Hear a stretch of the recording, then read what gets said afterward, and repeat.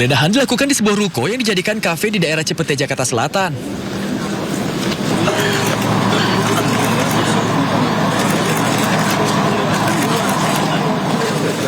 Polisi tiba di lokasi sekitar pukul 23.15 waktu Indonesia Barat dan langsung memasang garis polisi di depan ruko.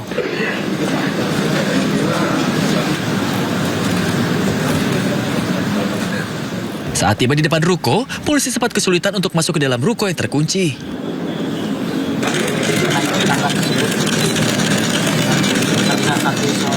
Bahkan polisi sempat naik ke lantai 2 ruko dengan menggunakan tangga untuk mencoba masuk dan mengambil sejumlah CCTV di lokasi.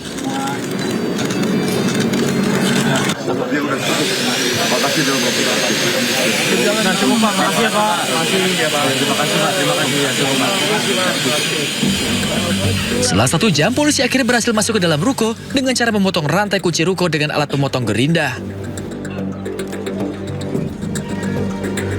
Penggeledahan ini terkait penggeledahan lanjutan yang dilakukan di sejumlah lokasi pada Rabu kemarin.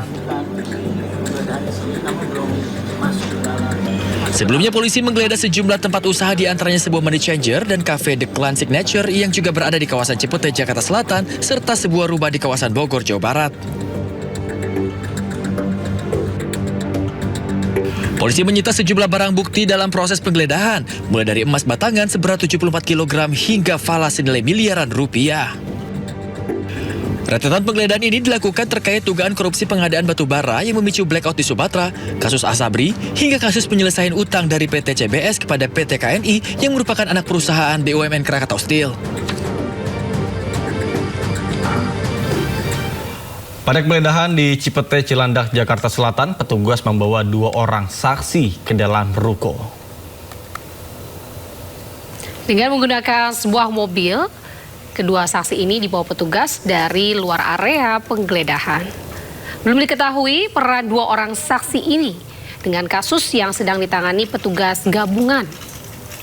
Penggeledahan ini dilakukan petugas untuk kembali mencari barang bukti terkait dengan kasus korupsi dana Asabri Batubara dan juga Krakatau Steel yang diduga melibatkan Jampitsus Kejaksaan Agung RI.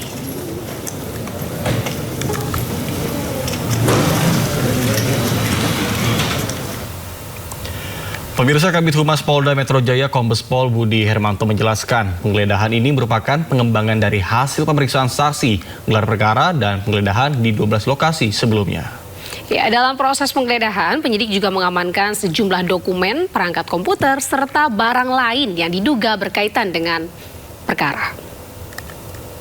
Kan kami sampaikan penggeledahan di titik yang ke-13 malam hari ini merupakan rangkaian dari kegiatan penyidikan yang sebelum-sebelumnya. Kita saksikan bersama-sama masih dilaksanakan proses penggeledahan di salah satu ruko. Ini kaitan tentang dugaan tindak pidana korupsi yang ditangani oleh Joint Investigasi dari Kortas Tipikor dan Polda Metro Jaya. Kita masih melihat proses penggeledahan masih berjalan dan dari hasil pemeriksaan keterangan saksi maupun gelar perkara artinya masih ada perkembangan ke beberapa titik-titik lainnya.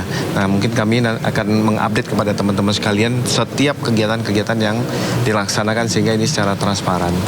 Ya, tadi yang pertama kan jelas memutus rantai ya. Yang kedua juga memang membuka pintu atas kita melihat menyaksikan bahwa ruko ini ada 3 lantai. Jadi kita melihat untuk membuka pintu akses ke lantai 3 dan melihat juga pada saat sekarang banyak dokumen yang akan diamankan oleh teman-teman penyidik, termasuk ada komputer dan barang-barang lainnya. Kami belum bisa mengidentifikasi, menginventarisir semua dari yang bisa diamankan. Pemirsa, Komisi 3 DPR RI menanggapi kondisi pasca penggeledahan di sejumlah lokasi terkait dengan dugaan mega korupsi batubara yang tengah diusut oleh polisi yang diduga melibatkan seorang jaksa agung muda tindak pidana khusus. Bismillahirrahmanirrahim. Komisi 3 DPR RI apresiasi dan dukung Kortas Tipikor usut korupsi batubara. Komisi 3 DPR RI memberikan apresiasi dan sekaligus mendukung Kortas Tipikor Mabes Polri yang melakukan penegakan hukum pemberantasan korupsi dalam kasus korupsi batubara. Kasus ini harus diusut tuntas dalam koridor presisi yakni prediktif, responsibilitas, transparansi, berkeadilan, dan independen. Siapapun yang terlibat dalam korupsi batubara ini harus dimintai pertanggungjawaban secara hukum. Pemirsa, YLBHI mengecam keras dugaan pengerahan kekuatan militer dalam proses penyidikan terhadap beberapa dugaan tindak pidana korupsi di PLN, Asabri, dan Krakatau Steel yang menyeret nama di lingkungan Kejaksaan Agung. Ya, terlebih ini adanya pengerahan aparat TNI menjaga rumah pribadi Jampitsus Febri Ardiansyah dan juga kedatangan puluhan anggota TNI ke Mabes Polda Metro Jaya. Menyatakan kekhawatiran yang sangat serius terkait dengan peristiwa ini dan mengecam keras adanya pengerahan pasukan Tentara Nasional Indonesia di dalam intervensi proses penegakan hukum yang sedang berjalan. Kami melihat bahwa ini adalah tindakan yang inkonstitusional, bertentangan dengan mandat Tentara Nasional Indonesia sebagai alat pertahanan dan bukan menjadi alat pengamanan. Dan ini semua menurut YLBHI tidak lepas dari adanya peraturan presiden terkait dengan penjagaan negara terhadap jaksa yang membuka jalan bagi pelibatan Tentara Nasional Indonesia dalam pengamanan yang itu tidak sesuai dengan mandat TNI sebagai alat pertahanan. Oleh karena itu, YLBHI mendesak kepada Presiden Republik Indonesia Prabowo Subianto bertanggung jawab terhadap kekacauan hukum yang terjadi hari ini. Sekali lagi, Tentara Nasional Indonesia semestinya tidak dilibatkan dalam urusan keamanan, apalagi dalam program-program pemerintah yang itu membuka jalan pada kembalinya duifungsi ABRI, bahkan hari ini adalah multifungsi ABRI. Untuk informasi lainnya pemirsa, sidang lanjutan kasus ijazah Jokowi kembali digelar di Pengadilan Negeri Jakarta Timur. Ya, sidang ini beragendakan pembacaan keberatan atau eksepsi dari kubu Dr. Tifa.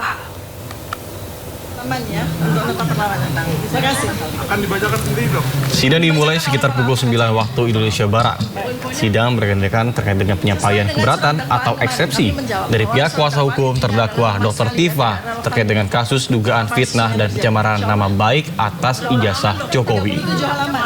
Dalam eksepsinya, kuasa hukum Dr. Tifa menyatakan bahwa dakwaan yang dibacakan jaksa pada sidang sebelumnya tidak berdasar. Kuasa hukum Tifa menilai seharusnya jaksa menuntut terdakwa berdasarkan alasan yang jelas.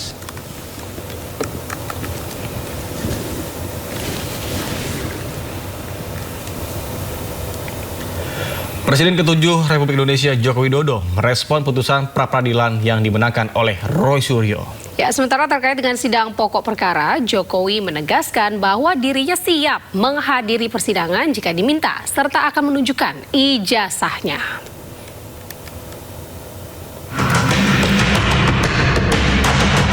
Pengadilan Negeri Jakarta Selatan menerima sebagian gugatan pra-peradilan Roy Suryo terkait penggeledahan, penangkapan, dan penahanan Roy Suryo dalam kasus fitnah ijazah Jokowi.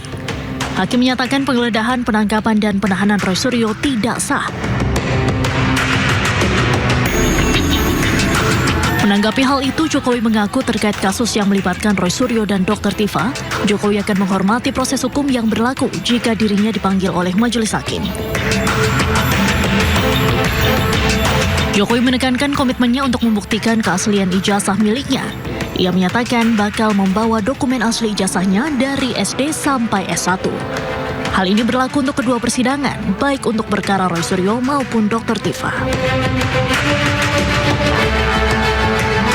Kita harus menghormati proses hukum yang ada dan mekanisme hukum yang ada. Kalau saya diundang oleh Yang Mulia Majelis Hakim untuk hadir di forum persidangan, ya saya akan hadir. Dan sesuai yang saya sampaikan yang lalu, saya akan membawa dan menunjukkan ijazah dari SD, SMP, SMA, dan S1 yang saya miliki. Diketahui babak baru kasus fitnah ijazah Jokowi kini tengah bergulir di meja hijau. Terdakwa Dr. Tifa telah menjalani sidang perdana di Pengadilan Negeri Jakarta Timur pada 2 Juli lalu. Sementara itu, berkas perkara terdakwa Roy Suryo masih menunggu jadwal persidangan resmi lantaran Roy sempat mengajukan gugatan pra-peradilan. Tim Liputan Ayus melaporkan. Pemirsa, usai menang sebagian gugatan pra-peradilan, Roy Suryo bersiap untuk sidang gugatan pra-peradilan kedua yang akan digelar pada hari ini.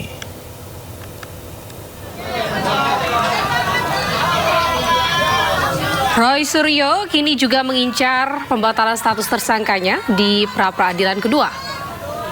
Pra-peradilan terbaru ini akan menjadi upaya hukum yang ditempuh terkait dengan sah atau tidaknya penetapan tersangka. Penetapan tersangka menggunakan pasal 32 Undang-Undang ITE yang dinilai Roy dan tim kuasa hukum tidak sesuai.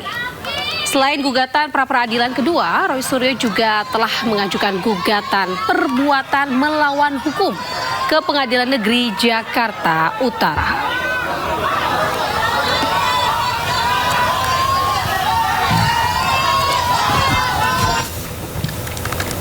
Pemirsa, seorang karyawan toko elektronik tewas akibat lift jatuh dari lantai 3 di pertokoan Roxy Mas Gambir, Jakarta Pusat. Informasinya usai jeda, sesaat lagi tetaplah bersama kami di Sindo Today.